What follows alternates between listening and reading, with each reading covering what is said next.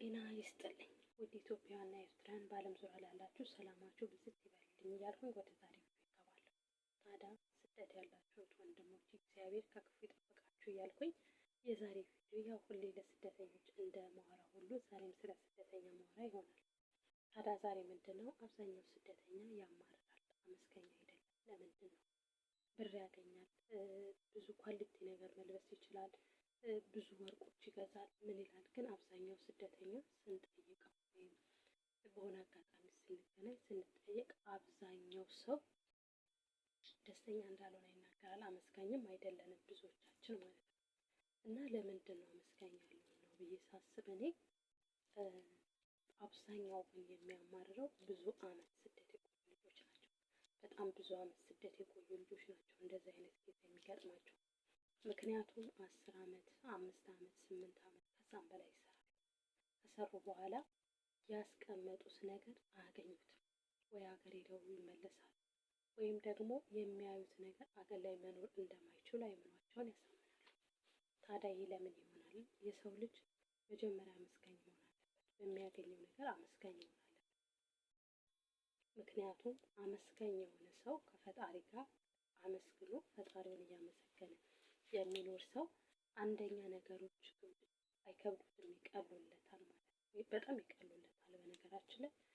ሁለተኛ ነገር ደግሞ ሁላችንም ጠዋት ስንነሳ ተመስገን ብለን ጸሎታችን አድርገን ሁሉም እንደ ሃይማኖቱ ማለት ነው አመስግኖ ወደ ስራው ቢገባ ይሄ ነገር አይሆንም። ምክንያቱም በቃ ጠዋት ተነስተን ማለዳችን በምስጋና ብንጀምር ሁሌም አመስጋኝ ብንሆን እኔ አሁን አንዳንዴ ጠዋት ወይ ረፍዶብኝ ዝም ብዬ የተነሳሁኝ ቀንና ጸልዬ የተነሳሁኝ ቀን ውሎዬ ለኔ አንድ አይነት አይደለም።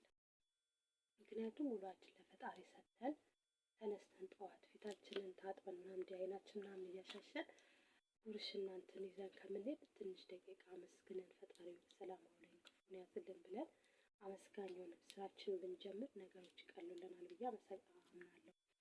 ነገር ግን የሚያማርሩ ልጆች አብዛኛዎቹም ለምንድን ነው ማማረሩ የሚበዛው እነሱ ጋር? ለምንድን ነው ብዙ አመት እዚህ ሀገር ሲኖሩ አስቤዛ ወጪ የለባቸውም፣ የቤት ኪራይ የለባቸውም፣ የሆነ ወጪ የለባቸውም። ማለት ምግብ ሊጠቀሙት ካሉበት ቤት ነው። አንዳንዱ ጥሩ ሰው ልብስ ሊገዛላቸው ይችላል፣ የሚጠቀሙት ኮስሞ ከነሱ ሊሆን ይችላል።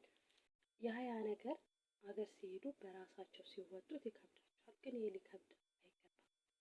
ምክንያቱም የሰው ልጅ በምድር እስካለ ድረስ የሚያስፈልገው ነገር ራሱ ችሎ ነው መኖር ያለበት። ራሱ እየገዛ እንደሚኖር አይምሮ ማሳመን አለበት። ምክንያቱም የትም ኖርን የሚያስፈልጉን ነገሮች ራሳችንን የምንገዛ። በመቀጠል ግን ብዙ አመት የኖሩ ልጆች ያደከማቸው ያሰለቻቸው ነገር ምንድን ነው የሚለው እንደኔ ሳስበው ድካም፣ እንቅልፍ አለመተኛት አለ በተደጋጋሚ። እኔ አሁን ለምሳሌ ስደት ብዙ ጊዜ ቢሆነኝም ማለት ብዙ ማለት በጣም ብዙ ባይሆንም ግን 2 አመት ሰርቼ ነው የምመላለሰው። ሀገር ሄጄ የሆነ ስራ ጀምሬ ምናምን ነገሮች ክፍተት ሲፈጥሩብኝ ነው የምመለሰው ማለት ነው። እንደዚህ ቢያደርግ ሰው ስደት ላይ እያማረረ አይሰራም።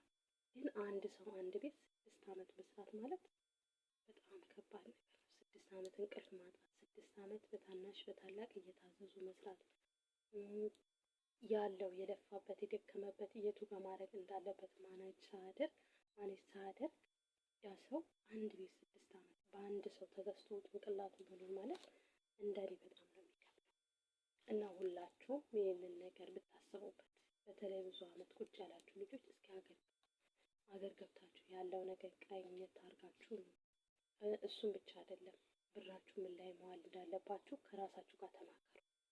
እናም ደግሞ ሂዱና እስኪ 1 ወር እረፍት አድርጉ፣ ተኙ፣ እንቅልፍ ተኙ። የሰው ልጅ እንቅልፍ ካልተኛ ይሄ የምታዩት ፊት አሁን እኔ ዛሬ እንደዚህ ፋ ብያለሁ አይደለ? ግን 2 ቀን ባልተኛ ይሄ ፊቴ እንደዛ አይቀጥልም። ሙሽሽ ይላል፣ የሆነ ጥውልግልግ ይላል። የሆነ በጣም ያረጀው ሴት ነው የምመስለው። በዛ ላይ ደግሞ ውሃው ጨዋማ ነው፣ የሚወርድ ላብ አለ። ስራ በምንሰራ ሰዓት ድካም አለ። እንደውም ይኸው እንቅልፍ አለመተኛት እንደዚህ ያደርጋል ፊታችን። እያያችሁት ከሆነ እንደዚህ ብዙ ጊዜ እንደዚህ የሚሆነው እንቅልፍ ማጣት ነው። ስለዚህ እንቅልፍ ጠግቦ አለመተኛት በሰው ልጅ ብዙ ነገር ያሳጣዋል፣ ቶሎ ያስረጃል። እንቅልፍ አለመተኛት የፊት ውበት ይጠፋል። ስለዚህ አሁን የምላችሁ ምንድነው አብዛኛው ሴቶች እስኪ ሀገር ገብታችሁ ረፍት አድርጋችሁ እስኪ የዛሬ 7 ዓመት የነበረው ነገር ዛሬ ላታገኙትም። የዛሬ 7 ዓመት አይደለም የዛሬ 5-6 ወር የነበረ ነገር ዛሬ ላይ በዛ አይገኝም። ሄዱና አያት ታርጋችሁ ጎብኘት አድርጉ። ከዛ ያለው ነገር ራሳችሁ ትወስናላችሁ ማለት ነው።